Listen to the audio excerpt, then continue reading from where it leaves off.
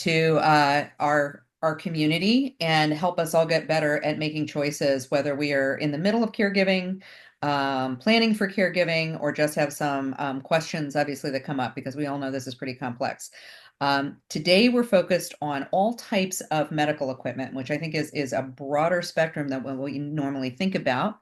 And we are delighted to have with us today Dr. Brandy Archer. She is the CEO and founder of Ask Sammy. Ask Sammy is a partner to Motivity Care, and we are truly honored to have this partnership with Dr. Archer and her team.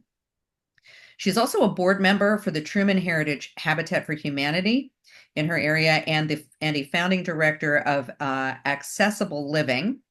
In addition to her occupational therapy background, she is a certified brain injury specialist and a certified low vision therapist, which I think is really interesting. So thank you for joining us today. We really appreciate you being here.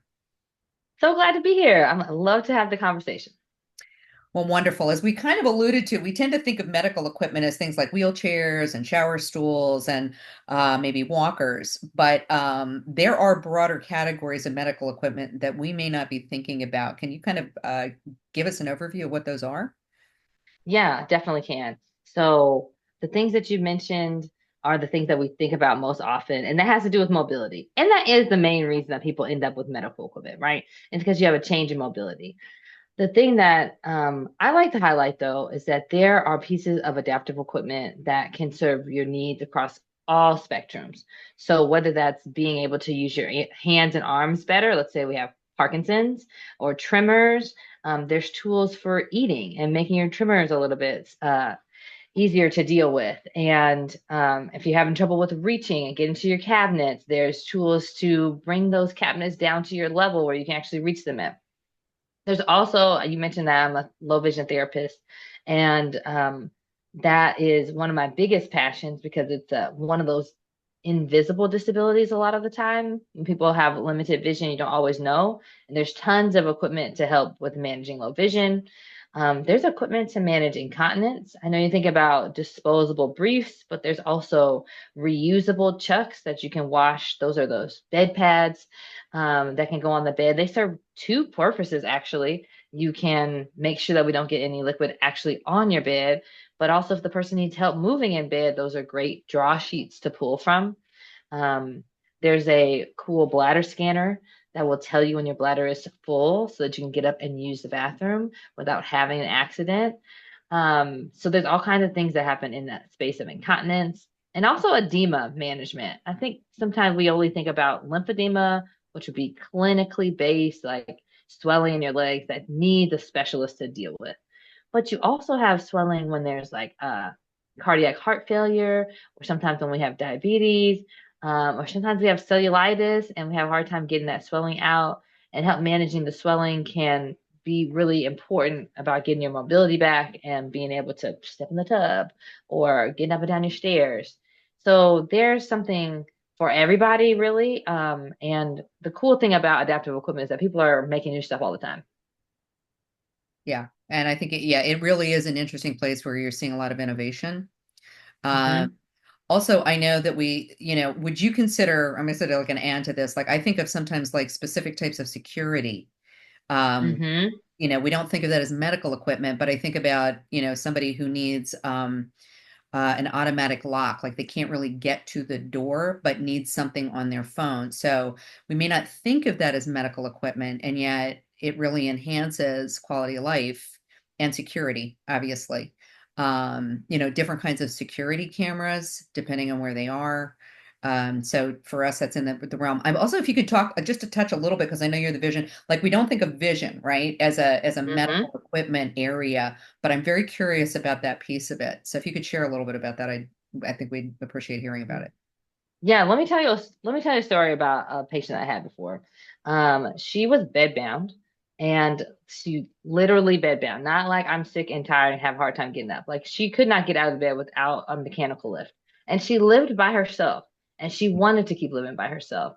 And so we strung together the series of automatic locks and lights that she could control from her phone and like created a smart home system for her essentially so that she could manage her life from the bed let her caregivers in and out on her own without having to give them a key. So when you say locks and security, that's what I think of because she wanted to feel safe at her home at night, or all the time, I guess, but especially at night when there wasn't anybody there with her. But she really couldn't get to the door to manage that. And so there are tools that can help do those things. And that kept her as independent as she could be, which really impacted her quality of life. So there's lots of ways to think outside the box, and it doesn't just stop at walkers. The other thing you mentioned was low vision, and most of us will end up with a progressive vision disease at some point in our lives, whether it's cataracts, which thankfully is curable, or macular degeneration, or retinitis pigmentosa, or something like that, are way more glaucoma, way more familiar than you think, and it does create impact on your life. And so whether it is a high-powered magnifier or a digital magnifier, or even something as simple as little raised dot stickers that you can put on the stove so you can feel what the buttons are instead of having to squint and look. If your stove buttons are on the back by the wall, you can't put a magnifying glass up to that and try to see where your plus button is, right? But you could feel a little tactile marker and be like, oh yeah, this is plus, three pluses is 450, and I'm good to go. So there's a lot of different tools that can be used to help people be independent. Okay. And one thing that I saw that I thought was interesting is it's like a tiny sprinkler detector that you can put over a stove, which I thought was just very, very interesting. Again, that's just like another example, right? Where Mm-hmm. particularly if you're worried about somebody that is starting to get dementia or whatever and leaving us, leaving before you work all of that out, like we're always about Mm-hmm. CYA. You may not need it, Mm-hmm. but God forbid somebody has a fire, right? And they're not Mm-hmm. aware of it. So I really appreciate that. I think that really helps people understand a broader, perspective on, what we're talking about when we talk about medical equipment. Well, of course, you know, one kind of medical equipment or one provider is not necessarily the best quality or has the best guarantees written into it, or, so I think, when you're in the middle of caregiving and you get overwhelmed, trying to vet Mm-hmm. this stuff can be really challenging. So, what are some of the ways that people can understand how to find the right medical equipment, meaning quality? Yeah, the very first thing I would say is start with an occupational therapist if you can. And so part of what we do is create that accessibility. So if you're not currently in the acute medical system and have access to an OT, you can get that through coming to Ask Sammy. But the point is that you get some skilled assistance in it, right? Because you can buy anything from anywhere and it might look the same online and it's so hard to tell until you get it. And then it also just might not be the right thing for you. It might not even be bad quality. It just might not be the thing that solves your problem correctly. And I mean, how many people know all of the right words in order to search for the exact right thing? You don't. You really just know what the problem is. And then you're doing your best to Google around to find something. So if you can start with some clinically based help, that can really help narrow it down because they'll have had experience with using the equipment. Yeah, and from Motivity Care's side, I mean, this is incredibly important. The whole point is you want to save money, time, reduce risks. Nobody wants to make a bad decision, have to rebuy something, send something Hmm. back, find out that the warranty really doesn't hold up. But I think again, getting to the people with real occupational therapy training and background and not just newbies, excuse me for saying that, but I think it's really about years of experience, and it's something that we are very mission driven on. Making sure that you're getting to the resources where people have the years of expertise, the training, and just the ethical commitment to making sure that everybody, in that care ecosystem is getting the right information to make the best choice. So, I'll just share that we had a client that we reached out and worked with Ask Sammy on, where we couldn't put in a ramp outside because it was too steep. It wasn't ADA compliant. The way the stairs were built, we couldn't put in an outdoor electronic chair. And so Ask Sammy worked with us with our client to get a wheelchair that climbs stairs. And Nobody knows about this thing, and it's it's so good. it's cheaper than putting in an outdoor seat. It's Hmm. portable. it's collapsible, like you can put it there, and it holds its value, which is interesting because we buy this stuff and we think, oh, we're just going to donate it. But here's an example where a piece of medical equipment, say you don't need it in 3 years, you will still get some resale value on that versus just, making a payment. And again, this is why talking to people that really understand this piece of the industry um, is so incredibly important. So,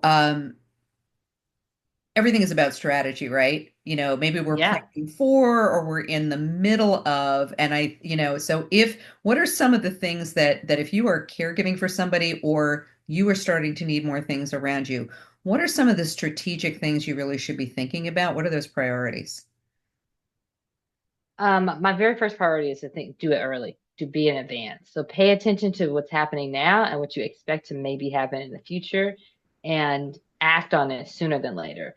And so sometimes I think people feel like if I install a handrail or a grab bar or I price out a stair lift, that I'm somehow giving up.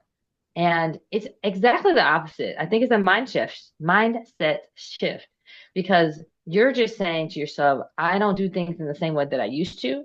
And therefore, but I do want to stay living in this space. The space needs to work for me. And so, what can I do to make that better for myself?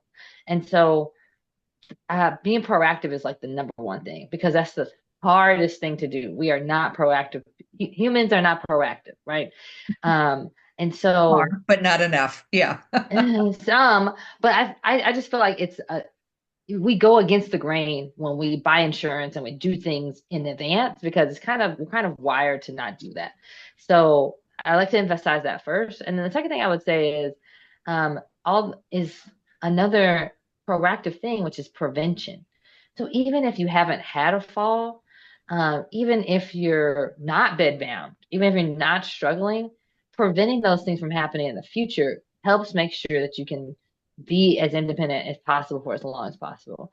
The cascading effects of a fall, and I know people hear this all the time, but the stats show that that's the number one cause of sending our older adults to the hospital is a fall. And that your outcomes after having a hip fracture after 80 are really terrible.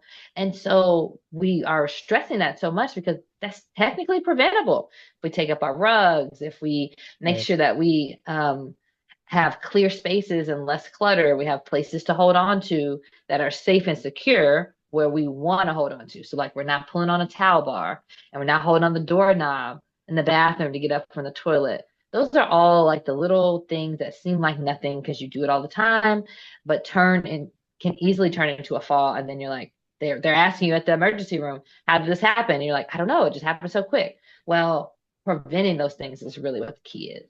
I think you make an incredibly important, I mean, we see this all the time.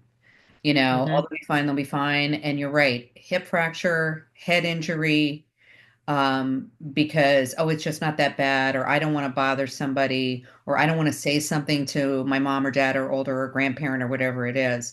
But you bring up this Hmm. really good point. Putting these things in help you stay independent. If your goal Hmm. really is to stay in your home and stay independent as you're starting to have challenges. And I think the other thing to bring up is that it's not just like, okay, now I'm getting older and this is like this continuum. You can have a period where you're doing a knee replacement, right? And you may need Yes. some equipment. That doesn't mean you won't get back to the life you want, right? I can tell you, my own stepfather, right, had knee surgery in his, I think he was like 73 or 74, and he healed and he was dancing a year later, right? He went back to Beautiful. dancing and hiking and doing. So I think, we also have to dispel those things. If I get older and I actually use these things, it means that's it, I've given up. And the truth is, because he did the right thing, and when you do this and you heal properly and use the right equipment, you have a better chance of getting back to the life that you want to live, more independence. Um, so I think it is something that we really have to stress. Age well. Aging well means having a plan and having the right equipment pieces, security pieces around you is truly key in being able to achieve that. And it is the saddest thing to, and we see it. I know you see it, I know we see it. Oh, I'll get to it. Oh yeah, we'll get there. And then we get those crisis calls where somebody is now in the hospital. They have to go into acute rehab. We just had a recent client that she's never going home because of this fall and these additional issues. She's now going to be going into a community. It's a good community. We were able to help them work this out. But the question is always, could she have stayed in longer had there been a different plan in place? Maybe, maybe not. But again, this is why having the conversation with experienced folks and really thinking about that, and I think, even in independent living, there are these step up communities. You want to stay in independent living. Sometimes putting these things on again can make sure that you're having more control over your life and enjoying the things that you want to do. I think So, that's such a good point to bring up about independent living too. And like maybe you did buy into a CCRC and that's your plan, and so that's awesome. CCRC, But tell everybody what that is, because oh, yes, a continuum of care community, which means they have all the levels. You start at a villa or independent apartment, and then you can go to assisted living, and then if you need it, you can go to skilled nursing or memory care. But you always have a space no matter what your level of function is. And so, but your goal is probably to stay in independent living for as long as possible. And despite those buildings being purposeful for an older adult population, they're not always purpose built. So sometimes I've seen people who've been in those places and that space didn't work as perfectly as it needed to for them. And they felt bad because they thought like they were an outlier. I'm like, no, this just wasn't made for you in this situation. And there's things that can be changed about the situation in order to keep you as independent as possible. And so I just like for people to know that there are options and there are ways, and you don't have to make your life smaller just because your level of ability has changed.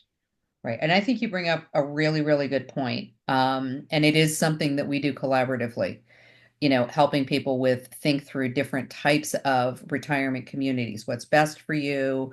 Are they financially viable? All these things. But one of the big things that to your point, right?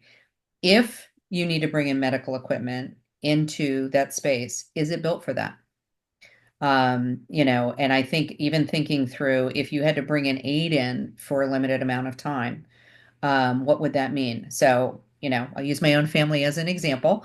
But my mom has lived in a wonderful community, retirement community, for almost 20 years because my stepdad was older and they moved in. She's now 88 and still active, yay, and That's doing well. good. Yeah, pretty amazing. But she is a two-bedroom, two-bathroom, and even after my stepdad passed, we've had this conversation. I said, Mom, if we ever need to bring somebody in, we have a place for them. And from just a hygiene perspective, two different bathrooms, and both bathrooms are handicapped accessible. Everything is built. The hallways are more than 36 inches. Hmm. The electrical system can handle medical equipment. There is a space for, hospital bed if we needed to bring it in. Um, so it's just considerations like medical equipment. And that's the thing. You can buy medical equipment and bring it into independent living. And that's why, again, Hmm. it's really important to have a partner, right, to make sure that you're, choosing the right thing. And there is such a wide range of costs. I That's mean, right. it's, astounding to me that, they're very inexpensive wheelchairs. Some are better than others. You guys know better than we do, all the way up to super high end, for somebody that unfortunately may have more advanced ALS, or something Hmm. in those kinds of situations. But I know that some of the things too we need to think about is where are these things made? Right? Does it make a Hmm. difference? And from your perspective, how do we be more careful about making sure it really is quality and it meets certain standards? Yeah. I think the main thing is that it depends on the level of risk. So if we're getting those little tactile bump dots I was talking about for low vision, those can come from anywhere. It doesn't matter. The sticker comes off, you put another sticker on. It's not life or death.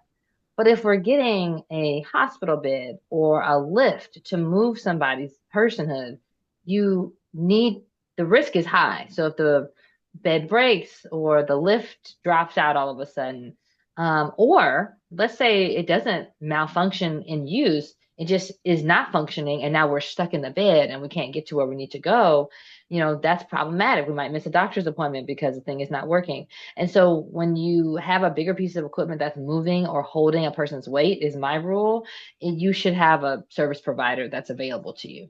And so that might look different in different situations. It might just mean you're buying it from a US distributor who's going to give you customer service throughout that time.